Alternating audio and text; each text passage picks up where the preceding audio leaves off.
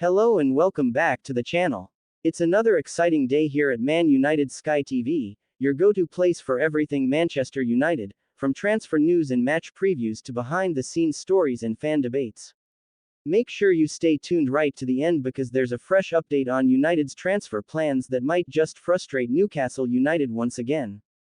Mason Mount's future and how the impending Bryan Mbeumo transfer could reshape his role under Ruben Amorim.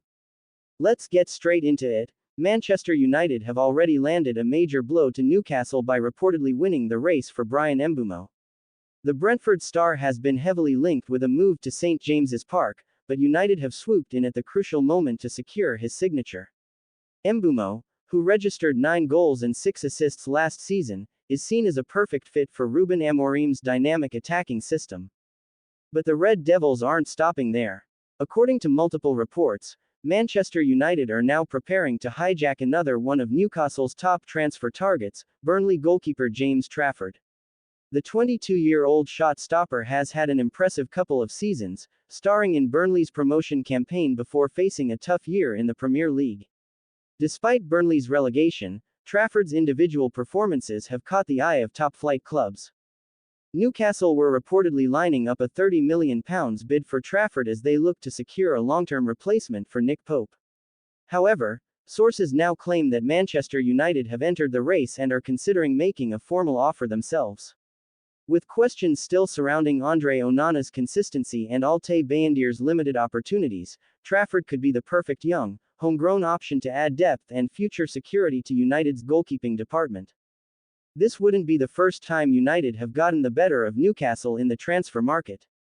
If United managed to seal deals for both Mbeumo and Trafford, it would deal a double blow to the Magpies' transfer plans, and further demonstrate United's ambitious recruitment strategy under the new leadership of Jason Wilcox and manager Ruben Amorim.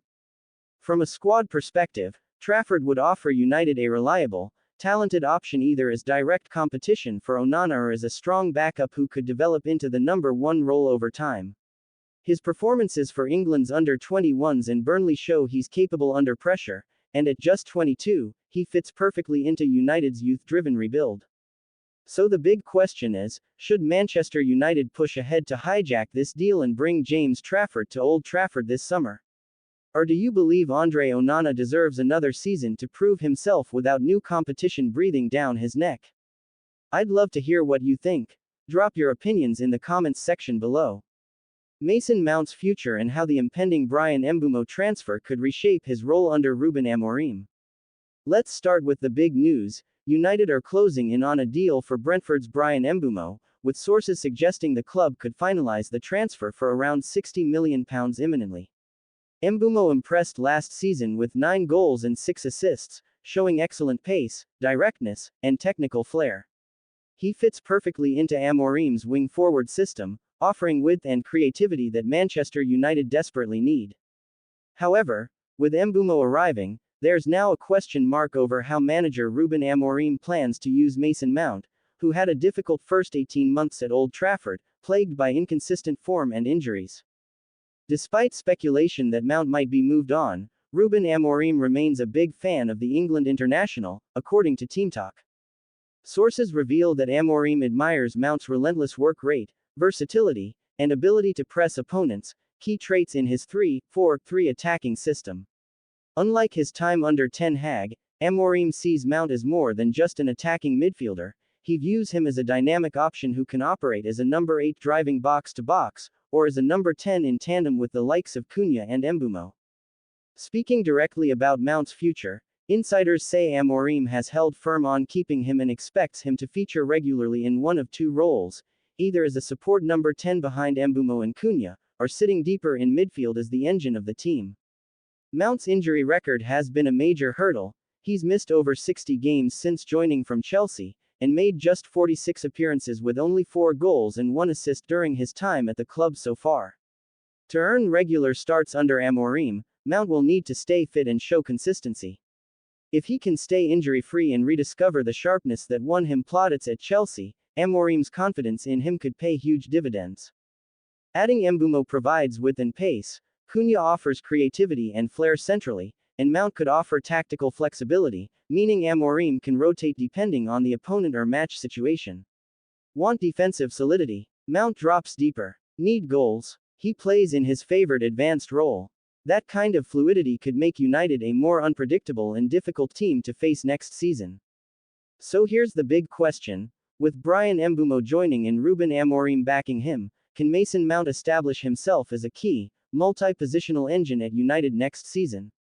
Or is the time right to cut losses and cash in? Let me know in the comments, what role should Mount play in 2025-26? Real Betis create Antony package for Manchester United. Manchester United are reportedly considering a unique proposal from Real Betis to secure a second spell for winger Antony, who has impressed during his loan in Seville. Betis have reportedly drafted a comprehensive deal designed to bypass their current financial constraints, offering United a creative package involving a loan extension, partial rights purchase, and a future buy option, complete with image rights incentives. Manager Manuel Pellegrini views Antony as essential to Betis's tactical setup, citing his electrifying link-up with Isco and declaring him a priority for next season's Champions League push. Antony's resurgence at Betis has been remarkable, scoring 9 goals and 5 assists across 26 La Liga and European matches, earning plaudits for rediscovering joy and confidence under Pellegrini. He's openly praised the environment at Betis, describing Seville as a home away from home, and confirming how much the loan has revitalized his career. The main issues lie in finances. United value Antony at around £40 million, while Betis simply can't match that in one upfront payment. Their proposed workaround, a blended deal including shared ownership, a loan with obligation to buy clause, or phased payments tied to performance and sell-on incentives. It's a rare structure in modern football, but it may be the key to keeping Antony in La Liga. Still, with Atletico Madrid reportedly interested too, United could spark a bidding war. United's priority is clear: cashing in versus giving Antony a second chance. Financially, a structured sale helps the club's summer reinvestment. But sportingly, Antony's return, if he stays productive, could be a smart gamble under Ruben Amorim. So here's the question: should United accept Betis's creative package and keep Antony out of their own plans? Or is the priority to free up space and fund new signings? Drop your thoughts in the comments below. I'd love to hear where you stand. If you enjoyed this breaking update, make sure to like, subscribe to Man Utd Sky TV, and hit the notification bell so you don't miss future football transfer stories.